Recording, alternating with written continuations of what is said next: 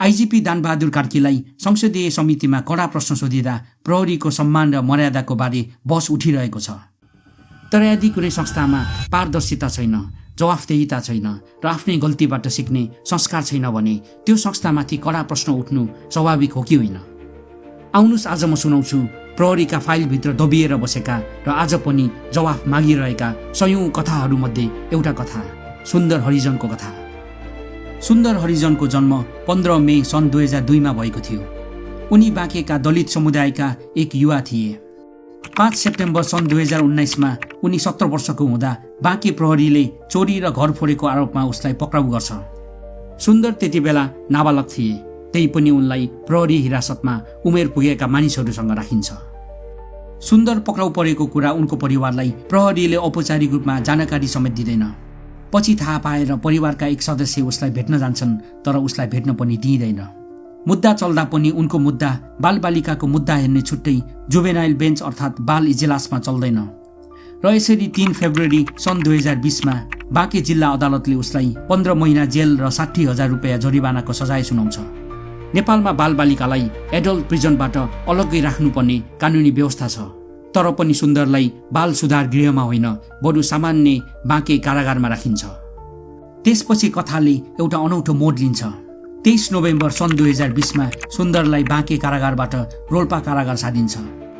रोल्पा बाँकेबाट करिब 108 किलोमिटर टाढा थियो, तर उनको परिवारलाई यो कुरा औपचारिक रूपमा भनिँदैन।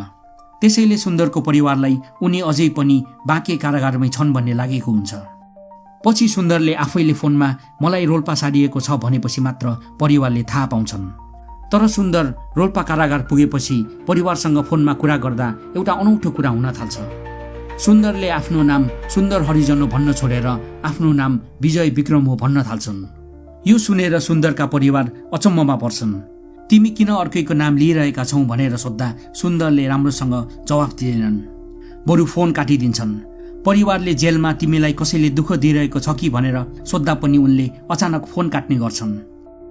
अब परिवारलाई सुन्दरलाई कसैले अर्कै नाम प्रयोग गर्न दबाब त दिइरहेको छैन भन्ने शङ्का लाग्न थाल्छ। अझ अर्को झन गम्भीर कुरा, सुन्दरको जेल सजायको हिसाब गर्दा उनी 24 जुन सन् 2021 सम्ममा जेलबाट छुटिसक्नुपर्ने थियो, तर उनी जेलबाट छुट्दैनन्। सन् 2022 को मे महिनासम्म पनि उनी जेलमै हुन्छन्। सन् 2022 मे 17 तारिक उनले परिवारलाई फोन गर्छन् र 6,000 रुपियाँ पठाइदिन भन्छन्, तर उसलाई पैसा पठाउँदा सेन्डर र रिसिभर दुवैको नाम विजय विक्रम राख्न भन्छन् र परिवारले पनि त्यही गर्छन्। तर त्यसको भोलिपल्ट 18 मे सन् 2022 साँझ 6:40 जाँदा रोल्पा कारागारमा एक व्यक्तिको मृत्यु हुन्छ। भोलिपल्ट रोल्पा कारागारबाट सुन्दरको परिवारलाई फोन आउँछ र उनीहरूलाई तपाईको परिवारको सदस्यको मृत्यु भयो भनिन्छ, तर मृतकको नाम भनिन्छ विजय विक्रम। सुन्दरको परिवार अब झन् अन्योलमा पर्छन् र उनीहरूले हाम्रो परिवारमा विजय विक्रम नाम गरेको कोही पनि छैन भन्छन्। त्यसपछि परिवारले जेलसँग सोधपुछ गर्न थाल्छन्। तब उनीहरूलाई अर्को अचम्मको कुरा, सुन्दर त जेलबाट भागिसकेको भनेर भनिन्छ। सन् 2022 मेमा बाँके कारागारका एक प्रतिनिधि सुन्दरको घरमा आएर झुन्डिएको अवस्थामा रहेको एउटा शवको फोटो परिवारलाई देखाउँछन्। फोटो त्यति क्लियर हुँदैन र अनुहार पनि स्पष्ट चिन्न गाह्रो हुन्छ, तर शरीरमा भएको कपडा हेरेर परिवारलाई त्यो सुन्दर हुन सक्ने लाग्छ। त्यसपछि 21 मेमा परिवारका एक सदस्यलाई प्रहरीले अस्पताल लग्छन् र त्यहाँ शव हेरेपछि बल्ल त्यो लास विजय विक्रमको नभएर सुन्दर हरिजनकै भएको पुष्टि हुन्छ। तर अस्पतालमा पनि लासको पोस्टमार्टम विजय विक्रमकै नाममा भइरहेको हुन्छ। पोस्टमार्टम गर्ने डाक्टरले मृतकको उमेर सोद्धा प्रहरीले 29 वर्ष भन्छन्, तर सुन्दर जम्मा 17 वर्षका थिए। पोस्टमार्टमका बेला परिवारका सदस्यलाई विभिन्न कागजमा हस्ताक्षर पनि गर्न लगाइन्छ, तर उनीहरू अशिक्षित हुनाले आफूले केमा हस्ताक्षर गरिरहेको छु भन्ने पनि बुझ्न सकेका हुँदैनन्। पोस्टमार्टमपछि परिवारले सुन्दरको शव बाँके लिएर जान्छन्। प्रहरीले सुन्दरको भनिएको केही सामान पनि परिवारलाई दिन्छन्, तर ती सामानसँग भएको केही कागजमा समेत विजय विक्रमकै नाम हुन्छ। अब बल्ल वास्तविक समस्या बाहिर आउन थाल्छ।